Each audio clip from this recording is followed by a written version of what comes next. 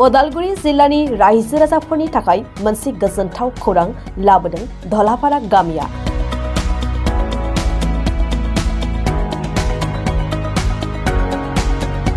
मोसौ फिसिनायनि गेजेरजों जिल्ला नाङैनो सिनायथि मोननो हानाय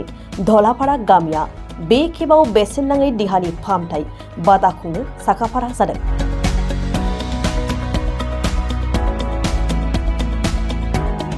फैगौ 24 फेब्रुवारि खालाराव उदालगुरि जिल्लानि सिङाव थानाय गाइखेरनि बिगोमा धलापारा गामि सत्संगनि धोरोम आफादनि बानजायनायाव सानसेनि हाबाफारिजों दादा अबिननि बिथोन बायदियै ओनसोलाव थानाय बेरामि सुबुंफोरखौ बेसेन नाङै फाहामथाय होनो थाखाय मोनसे बाखनायथाव हाबाफारि लादों।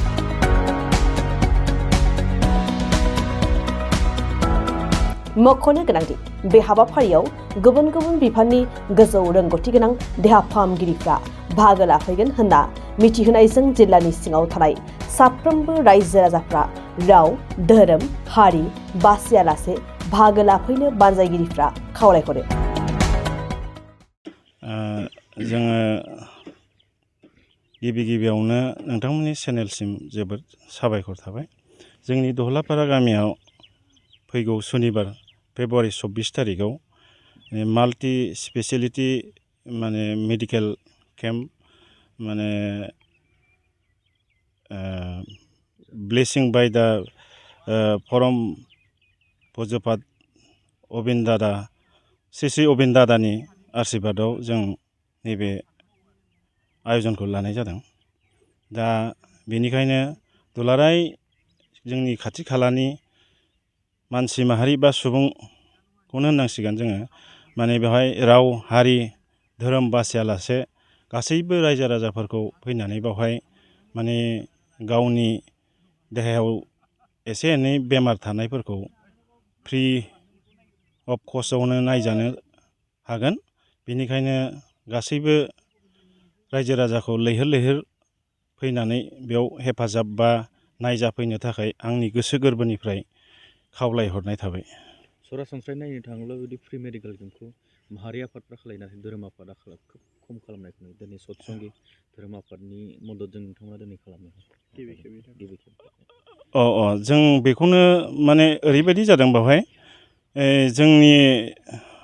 देवघर जिथु सत्संगनि जिथु जों जायखौ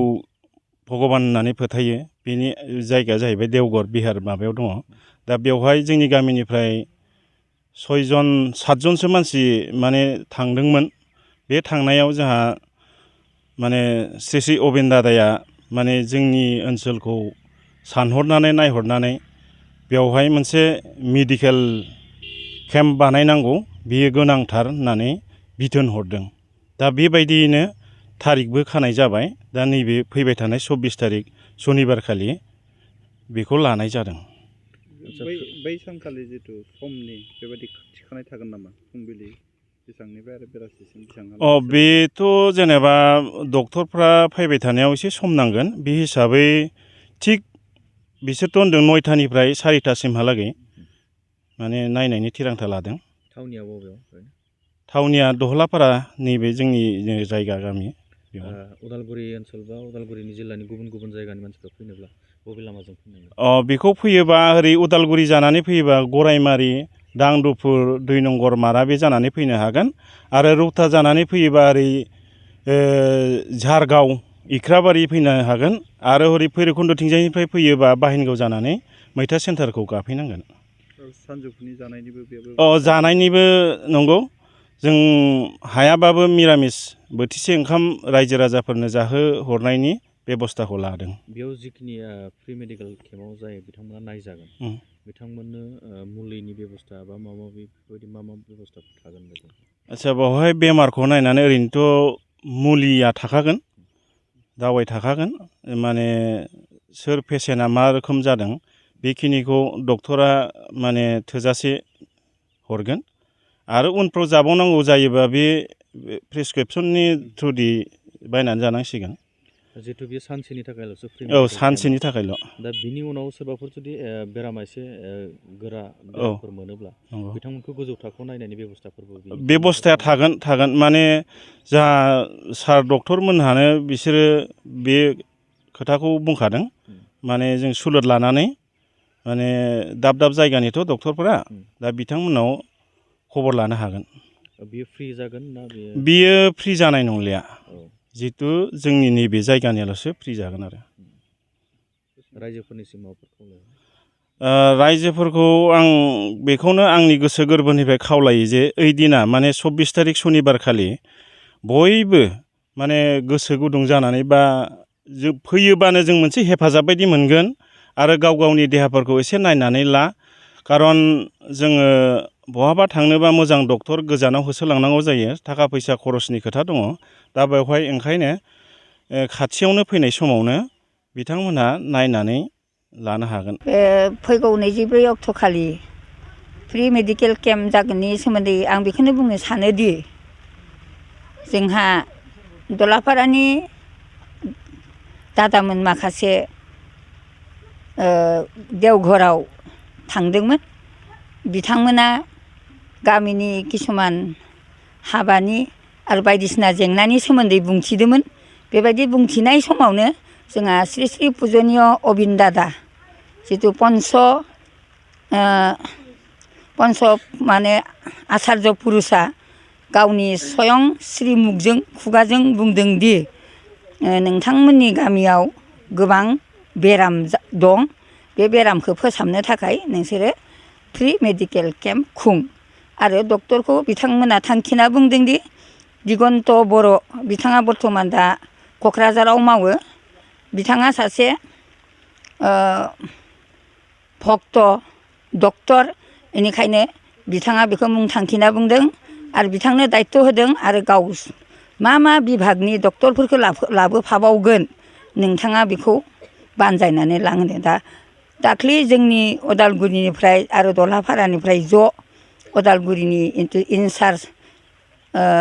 चन्द्र कुमार दैमारिजों लोगोसे जोंहा दलहापारानि गोबां माबाफोरा थांफानानै डक्टरखौ लोगो हमहैदोंमोन डक्टरा बुंदोंदि आङो प्राय गासिबो बिभागनि डक्टरखौनो लांफानो नाजागोन आरो मुलिफोरखौबो जोङो बेसेन नाङि मुलि जों होगोन जों डक्टरखौ बयखौबो सिकित्सा खालामगोन नोंसोरो रेडि जा बयखौबो खबर हो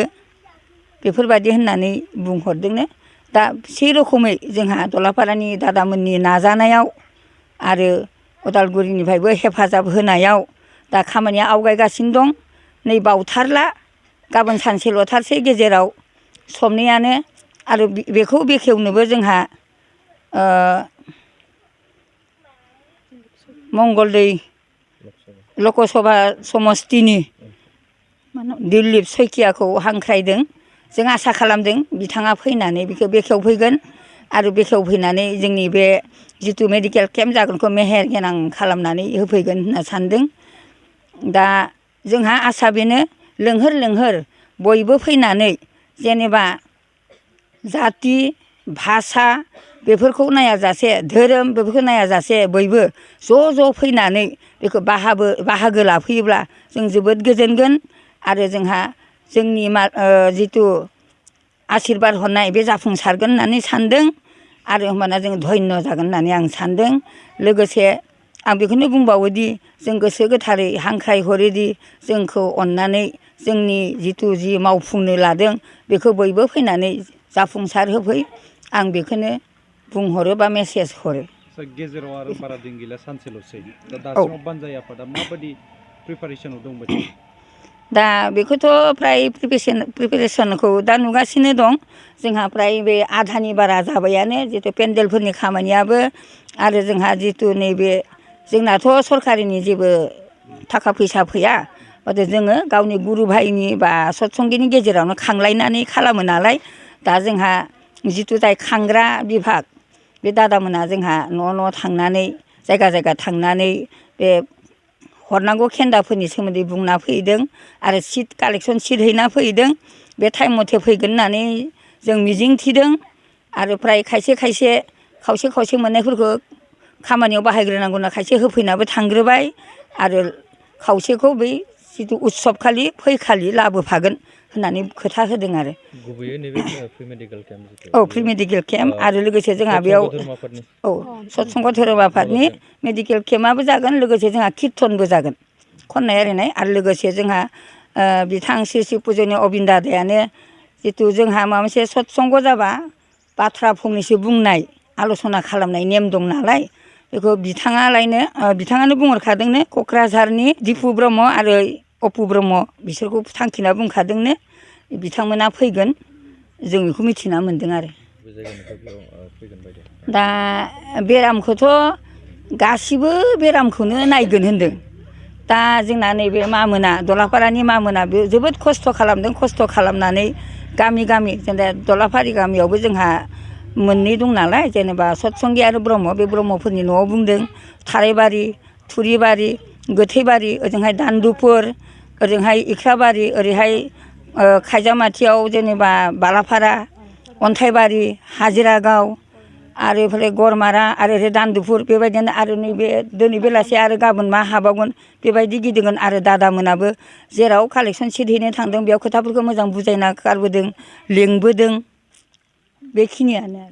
जोबथारनायाव आं बेखौनो बुङोदि नोंथांमोननि मा होनोमोनलाय नोंथांमोननि चेनेलनि गेजेरजों गासिबो जिल्लानि तरफनिफ्राय जाया मा बेमार दं गावनि बेमारखौ नायजानो फ्रि भाबै देखायफैनो हागोन आं बेखौनो गुरैयै खावलायहरनाय थाबाय